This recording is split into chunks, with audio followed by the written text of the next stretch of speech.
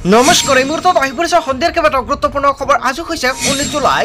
শীঘ্ৰে লিংক কৰক বেংক একাউণ্টৰ সৈতে আধাৰ কাৰ্ড, কিয়নো দেশৰ কোটি কোটি কৃষকৰ একাউণ্টত চৰকাৰে প্ৰদান কৰিব 2000 কোটি টকা।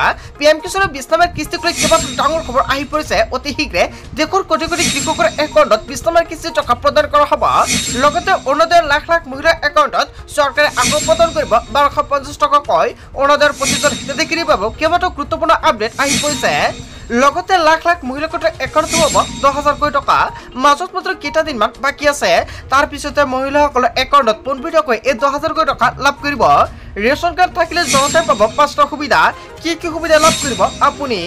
লগতে কেইবাটাও ৰাজনৈতিক খবৰৰ লগতে অৰাজনৈতিক খবৰ যুগুত কৰা হৈছে আজিৰ দিনটোত। গোটেই অসম তথা ভাৰতৰ বিভিন্ন প্ৰান্তৰ পৰা যুগুত হৈছে কেইবাটাও ডাঙৰ খবৰ। এনেবোৰ খবৰ নিতৌ পাই থাকিবলৈ চেনেলটি ছাবস্ক্ৰাইব কৰি ভিডিঅ'ৰ দুটা লাইক কৰিবলৈ নাপাহৰিব। আজিৰ আমাৰ প্ৰথম খুবেই গুৰুত্বপূৰ্ণ খবৰ হৈছে অসমবাসীৰ বাবে এটা ডাঙৰ খবৰ। শীঘ্ৰে লিংক কৰক বেংক একাউণ্টৰ সৈতে আধাৰ কাৰ্ড, অন্যথা নাপাব চৰকাৰী ধন। দেশৰ কোটি কোটি জনতাই লাভ কৰিব চৰকাৰী ধন। বেংক একাউণ্টত চৰকাৰে পোনপটীয়াকৈ প্ৰদান কৰিব এই টকা। এই মাহতে একাউণ্টত সোমাব চৰকাৰী যোজনাৰ ধনৰাশি। প্ৰধানমন্ত্ৰী কিষাণ সন্মান নিধি যোজনাৰ অধীনত 12 কোটি কৃষকে লাভ কৰিব এই ধনৰাশি। বহুতো হিতাধিকাৰীৰ নাম কৰ্তন কৰা হৈছে তালিকাৰ পৰা। যদি আপোনাৰ তালিকাত নামটো অন্তৰ্ভুক্ত হৈ আছে তেনে ক্ষেত্ৰত আপোনাৰ বাবে এটা ভাল খবৰ। কেনেকৈ কৰিব আপুনি ই-কেৱাইচি আপডেট? বহুতো হিতাধিকাৰী এতিয়ালৈকে ই-কেৱাইচি আপডেট কৰা নাই। যদি আপুনি নতুনকৈ পিএম কিষাণৰ বাবে আবেদন কৰিছে তেনে ক্ষেত্ৰত কে.ৱাই.চি আপডেট কৰিব লাগিব। আৰু বহুতো নতুনকৈ হিতাধিকাৰী আবেদন কৰিছে আৰু এপ্ৰুভ হৈছে, কিন্তু এতিয়ালৈকে ই-কেৱাইচি কৰা নাই। যদি আপুনি ই-কেৱাইচি নকৰে তেনে ক্ষেত্ৰত 20 নম্বৰ কিস্তিৰ লগতে আপোনাৰ একাউণ্টত আপুনি টকা নাপাব। প্ৰথমতে লগ ইন কৰক pmkisan.gov.in। ইয়াৰ পাছতে হোম পেজৰ সোঁফালে থকা আপুনি ই-কেৱাইচি অপশ্যনত ক্লিক কৰক। ইয়াৰ পাছতে আধাৰ নম্বৰ আৰু কেপচা কোড অন্তৰ্ভুক্ত কৰক। আধাৰ নম্বৰত যিখনৰ পৰা আধাৰ কাৰ্ডত থকা মোবাইল নম্বৰ সেইখন নম্বৰত এখন OTP যাব আৰু OTPটো আপুনি সম্পূৰ্ণকৈ অন্তৰ্ভুক্ত কৰিব লাগিব। গেট OTP অপশ্যনত ক্লিক কৰাৰ পিছত OTPটো মোবাইল ফোনত যাব আৰু কাৰ কাৰ একাউণ্টত সোমাব এই ধনৰাশি প্ৰথমতে সম্পৰ্কে জানি লওক। ই-কেৱাইচি যদি আপুনি কৰিছে তেনে ক্ষেত্ৰত আপোনাৰ একাউণ্টত জমা হ'ব 1250 টকাকৈ। বছৰি চৰকাৰে কৃষকক প্ৰদান কৰে 6,000 কোটি টকা। যদি আপুনি এতিয়ালৈকে DBT লিংক কৰে অতি শীঘ্ৰে DBT লিংক কৰক। DBT লিংক নথকা একাউণ্টত চৰকাৰৰ ফালৰ পৰা টকাটো প্ৰদান কৰে। লগতে যদি আপুনি লেণ্ড শ্বুটিং কৰে অতি শীঘ্ৰে লেণ্ড শ্বুটিং কৰি লওক। এই তিনিটা কাম কৃষক কৰাটো বাধ্যতামূলক, অন্যথা আপোনাৰ একাউণ্টত আপুনি টকাটো নাপাব। চৰকাৰৰ ফালৰ পৰা যিকোনো মুহূৰ্তত সোমাই দিব পাৰে পিএম কিষাণৰ 20 নম্বৰ কিস্তিৰ ধনৰাশি। এতিয়ালৈকে কেন্দ্ৰীয় চৰকাৰৰ ফালৰ পৰা তাৰিখটো ঘোষণা কৰা নাই। যেতিয়া ঘোষণা কৰিব নিশ্চয় জানিব পাৰিব এইটো চেনেলৰ জৰিয়তে। তাৰপিছত অসমবাসী ৰাজুক জনাইছে পৰৱৰ্তী খুবেই গুৰুত্বপূৰ্ণ খবৰ। লগতে ডাঙৰ খবৰ, গোৱালপাৰা ৰাসহীনতা চলিব উচ্চতৰ ইংগিত হয় বন্ধুসকল। অভিষেকত চৰকাৰৰ ফালৰ পৰা জোৰদাৰভাৱে অভিযান প্ৰক্ৰিয়া আৰম্ভ কৰিছে। ৰেপিড ক্ৰছ ফ'ৰ্চে চাইৰেন বজাই দিছে টহল। হয় বন্ধুসকল, আপুনি ঠিকেই কৰিছে। বজ্ৰ বাহনত উঠি RAF-এ দিছে টহল। পাইকানত সংঘটিত ঘটনাৰ পিছতে স্পৰ্শকাতৰ হৈ আছে এতিয়া পৰিৱেশ। আৰু 31 তাৰিখ পৰ্যন্ত RAF-এ চলাব তদন্ত আৰু ইয়াক লৈ ৰাজ্যজুৰি ডাঙৰ প্ৰতিক্ৰিয়াৰ সৃষ্টি হৈছে। সকলোৰে সাৱধান হওক, অন্যথা পৰিব ভয়ংকৰ বিপদৰ সন্মুখীনত। তাৰপিছত অসমবাসী ৰাজুক জনাইছে আমাৰ পৰৱৰ্তী খুবেই গুৰুত্বপূৰ্ণ খবৰ। লগতে ডাঙৰ খবৰ, শৃংখল চলিহা অন কল। হয় আপুনি ঠিকেই শুনিছে। উচ্ছেদিত কৰা ভয়ংকৰ কাণ্ডৰ হিচাপ ল'ব শৃংখল চলিহাই। শৃংখল চলিহাই কেইবাটাও ডাঙৰ মন্তব্য কৰিছে। খিলঞ্জীয়া আৰক্ষীক দিয়া প্ৰতিত কোবৰ হিচাপ লোৱা হ'ব বুলি মন্তব্য কৰিছে শৃংখল চলিহাৰ পৰা। কেৱল এয়াই নহয়, আমাক দায়িত্ব দিয়ক, 1 ঘণ্টাৰ ভিতৰতে উলিয়াম গাত খালী কৰি দিম বুলি মন্তব্য কৰিছে বা হুংকাৰ প্ৰদান কৰিছে শৃংখল চলিহাই। আমি উচ্ছেদিতক চুমা খাবলৈ নাই, কেৱল এয়াই নহয়, তেওঁলোকৰ পক্ষতো নাই বুলি মন্তব্য কৰিছে শৃংখল চলিহাই। এইবোৰ ৰাজনীতি নচলিব এতিয়াৰ পৰা। 1 ঘণ্টাত উইলিয়াম গাৰ্ড দখল কৰা সকলো মানুহক খেদ হ'ব আৰু সকলো দায়িত্ব দিয়ক শৃংখল চলিহাক বুলি মন্তব্য কৰিছে শৃংখল চলিহাৰ পৰা। তাৰপিছত অসমবাসী ৰাজুক জনাইছে আমাৰ পৰৱৰ্তী খুবেই গুৰুত্বপূৰ্ণ খবৰ। লগতে ডাঙৰ খবৰ, অসমত সংখ্যালঘুৰ সুৰক্ষা লাগিবই। সংখ্যালঘুক বাছি বাছি কিয় উচ্ছেদ কৰিব? কেইবাটাও গুৰুতৰ অভিযোগ উত্থাপিত কৰিছে আমছুৱে। বহুদফীয়া দাবীৰে সুপ্ৰিম কোৰ্টত আমছুৰ আপিল। লাখ লাখ সংখ্যালঘুৰ অসমত সুৰক্ষাৰ স্বাৰ্থত এইবাৰ সুপ্ৰিম কোৰ্টত আপিল। দাবী উচ্ছেদ বন্ধ হ'বই লাগিব। 21টাকৈ পইণ্ট উল্লেখ কৰি সুপ্ৰিম কোৰ্টত আমছুৰ আবেদন। অসম চৰকাৰে ভূমিহীন সংখ্যালঘু লোকসকলক অন্যায় কৰি আছে। কেৱল এয়াই নহয়, ঘৰ দুৱাৰ নোহোৱা লোকসকলক অন্যায়ভাৱে উচ্ছেদ কৰিছে।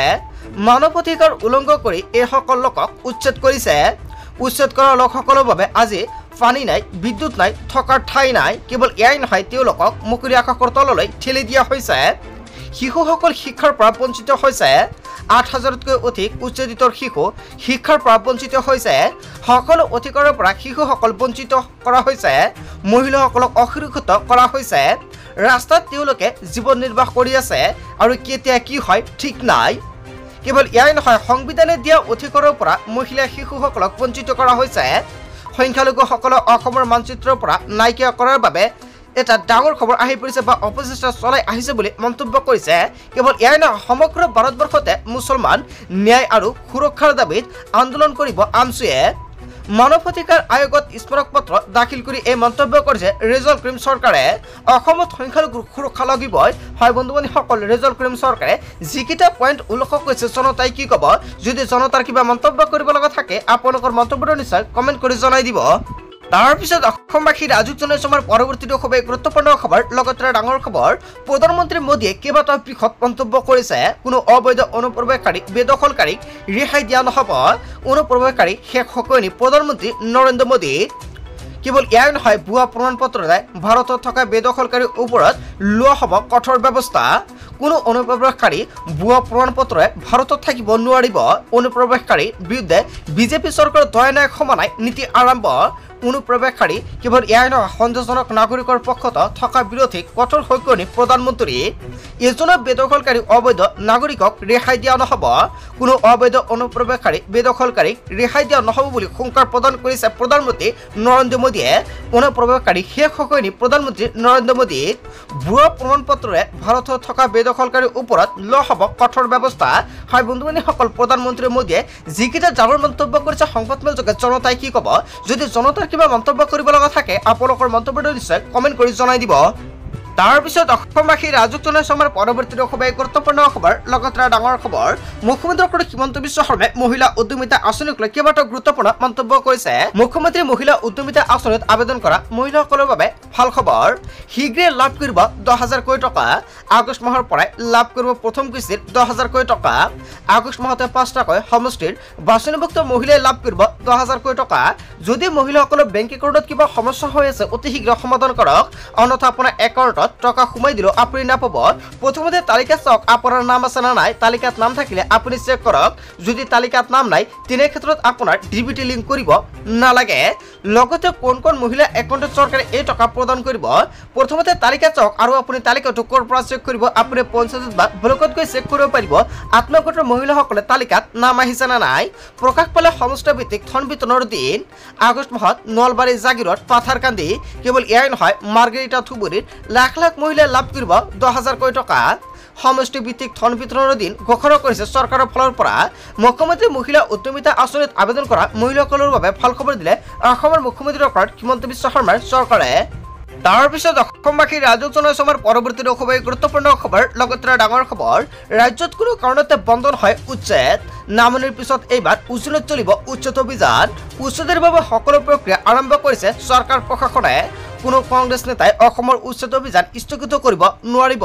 অসমৰ মুখ্যমন্ত্ৰী ডক্টৰ হিমন্ত বিশ্ব শৰ্মাই হুংকাৰ প্ৰদান কৰিছে। কোনো দুষ্ট চক্ৰাই ৰাজ্য অশান্ত কৰাৰ চেষ্টা কৰিলে লোৱা হ'ব কঠোৰ একশ্যন। পাইকানৰ ঘটনাৰ তদন্তৰ আওতালৈ আহিব ৰাহুল গান্ধী, মল্লিকাৰ্জুন খাৰ্গে। পাইকানৰ ঘটনাক লৈ ৰুজু কৰা হৈছে গোচৰ। সমগ্ৰ ঘটনাত তন্নতন্নকৈ কৰা হ'ব তদন্ত। প্ৰয়োজনীয় তদন্তৰ আওতালৈ আহিব কংগ্ৰেছ নেতা ৰাহুল গান্ধী আৰু মল্লিকাৰ্জুন খাৰ্গে। সন্দেহযুক্ত নাগৰিক আৰু বেদখলকাৰীৰ বিৰুদ্ধে অধিক কঠোৰ হ'ব অভিযান বুলি মন্তব্য কৰিছে। উচ্ছেদক লৈ ডাঙৰ মন্তব্য কৰিছে মুখ্যমন্ত্ৰী ডক্টৰ হিমন্ত বিশ্ব শৰ্মাই। বন্ধু-বান্ধৱীসকল, গোটেই অসম তথা ভাৰতৰ বিভিন্ন প্ৰান্তৰ পৰা যুগুত হৈছে কেইবাটাও ডাঙৰ খবৰ। এনেবোৰ খবৰ নিতৌ পাই থাকিবলৈ চেনেলটি ছাবস্ক্ৰাইব কৰি ভিডিঅ'টো এটা লাইক কৰিবলৈ নাপাহৰিব। চ' থেংক ইউ ফৰ ৱাচিং ফুল ভিডিঅ'।